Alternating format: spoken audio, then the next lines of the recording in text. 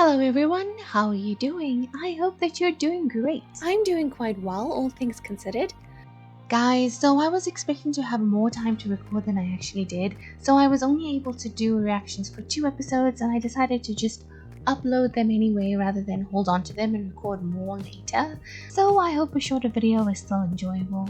I don't really have much to say in this intro, so let's get right into it. I hope that Gaara wakes up soon, just so that I know that he's okay. Sasori is very good at booby traps and the Sand Ninjas are still dealing with his bombs.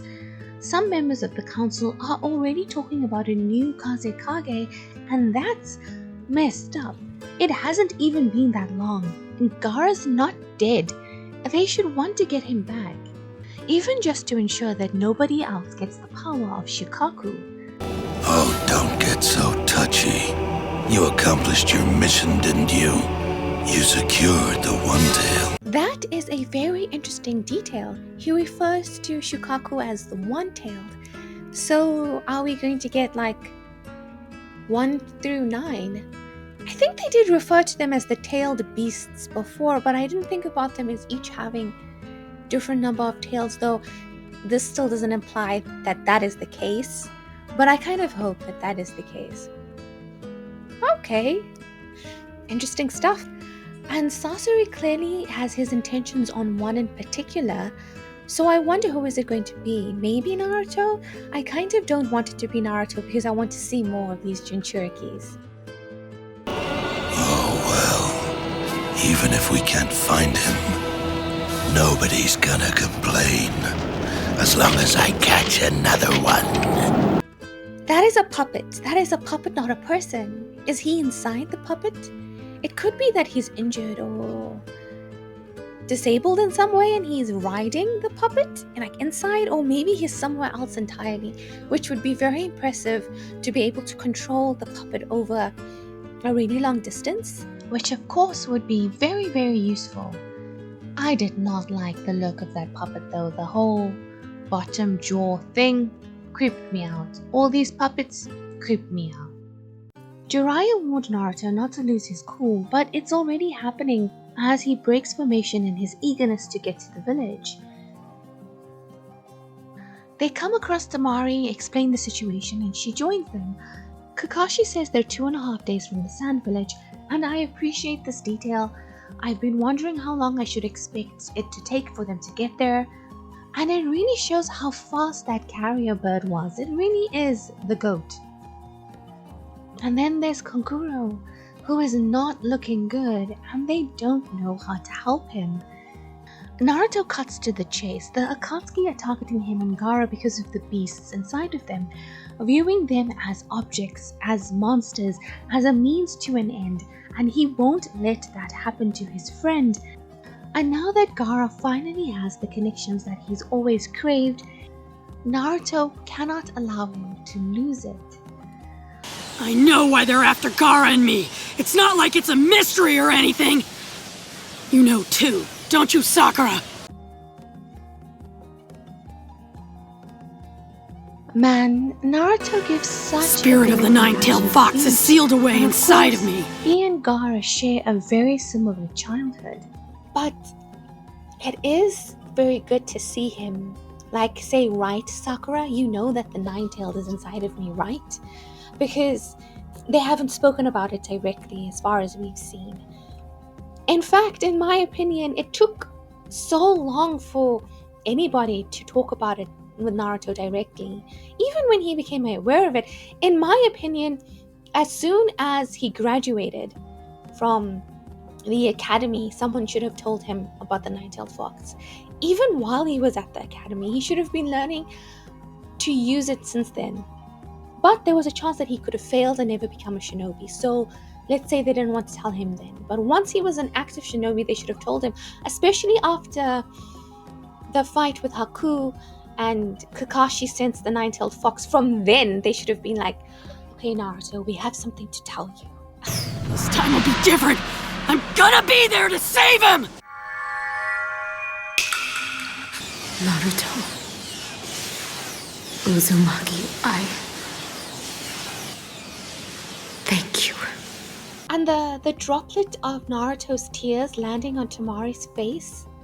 Guys, cinema! Cinema! That is excellent. I wonder what her experience of Gaara... She was just as afraid of him as everybody else, I imagine. Because he was alone, but he did have two siblings, unlike Naruto. So in a way, I imagine for Gaara, it would have hurt even more to have his own siblings reject him in the same way that the entire village was as well. But he does seem to be close with Kankuro again, and I'm assuming that he's had the same kind of development with Tamari as well over the past 2 years. But now I am really craving a brother-sister moment between Gaara and Tamari. In the Sand Village, Kankuro gains consciousness and tells Baki about Sasori of the Red Sand. This sparks a deep sense of dread and urgency in the man, and he says that they need the help of the Council of the Honored Siblings, and that is very intriguing. Also, Kankuro looks so different when he doesn't have his hood up. He almost looks like an entirely new person. I wouldn't have recognized him in different circumstances. And Kakashi makes a dumb statement to Sakura. You know, those food pellets are only for emergencies, and a girl at your age should especially be careful with the high fat. Is she mad at me? You ever heard of sexual harassment, old man? I think she's burning enough calories right now, Kakashi. Jeez, wouldn't you want her to be at full strength? She reveals to the team that she's been doing her own information gathering, and she's fully aware of the whole situation and dynamics between Sasuke, Itachi, Orochimaru, and the Akatsuki. The closer we get to the Akatsuki, the closer we are to finding information about Orochimaru. So the closer we get to them, the closer we are to Sasuke. And after that, Itachi Uchiha. He's tormented Sasuke for too long, and now Naruto as well. This time, it's my turn to save them. That's kind of nice of her to express that sentiment. She's not nearly strong enough to fight Orochimaru or Itachi, never mind both of them. When she first started speaking, she goes up to Naruto and she says, "You've met Itachi, right? He's the one that Sasuke wants to get revenge against, isn't he? That's why he wants to get strength through Orochimaru." And then she implies that she's learned that, or she has come to a conclusion through her sneaking into Tsunade's study and doing her own information gathering over these last 2 years. And surely she already knew that Itachi kills the whole of the Uchiha clan. She almost is speaking like she had to discover what Sasuke was trying to achieve, and I feel like it's pretty obvious what Sasuke was trying to do and who he was trying to do it to. His whole family has been murdered. The entire clan. It's not a secret. There's no way they could keep something like that a secret. Is it a secret that Itachi is the one who did it? Is that not common knowledge amongst the village? Because if you knew that Itachi killed his whole clan and just left Sasuke alive, and Sasuke is always talking about getting vengeance and killing someone, that someone is obviously the person who killed the family, right? Is that not common knowledge that Itachi killed the whole of the Uchiha clan? Could that be something that only Sasuke knew? No, it can't be, because Kakashi knew.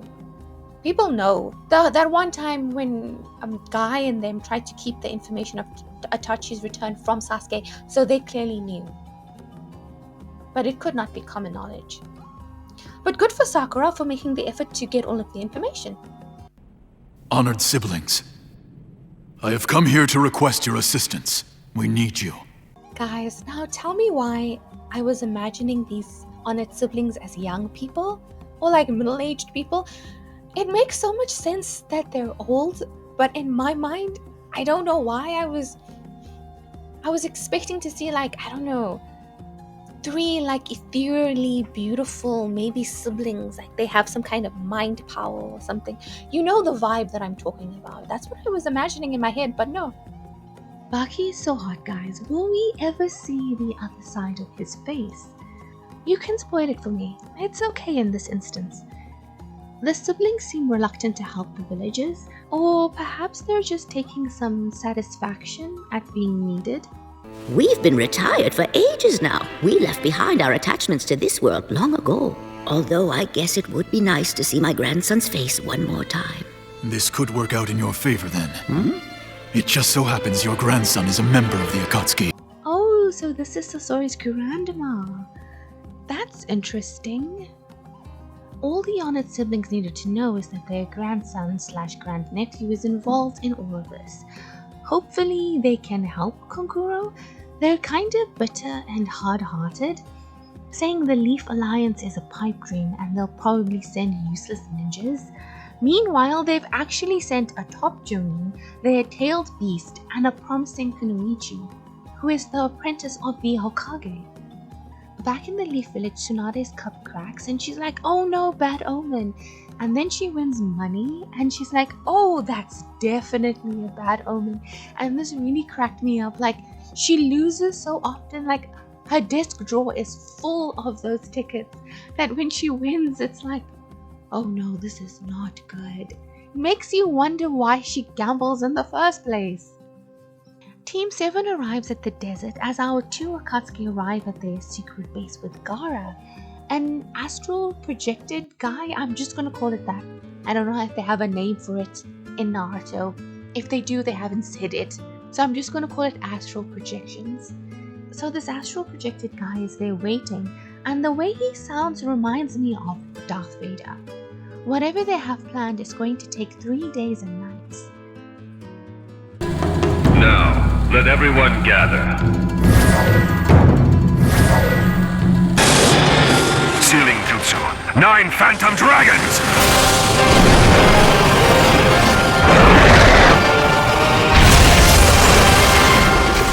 Gaara, this is not looking good.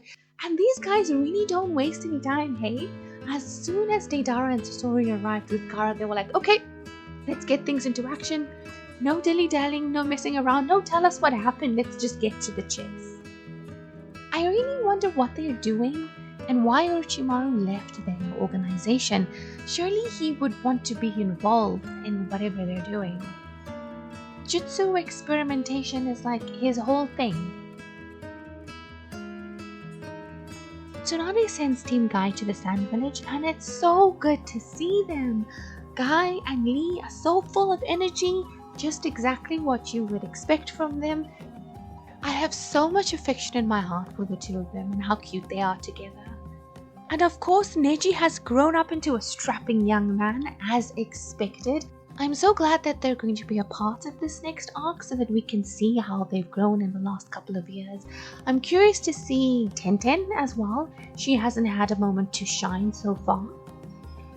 Team Kakashi and Temari get stuck in a sandstorm and Naruto is losing his shit. Jiraiya's advice to him didn't stick at all. Konkuro is really suffering from this poison and I wonder who is going to help them because Tsunade is not coming. Will it be Sakura? Has she already learnt enough to be able to counteract a poison that's seemingly brand new? She is very intelligent. As the team arrive, Temari is faced with the knowledge that her other brother is close to death and what a situation she is in. Kokoro! The white fang of the leaf! Damn you!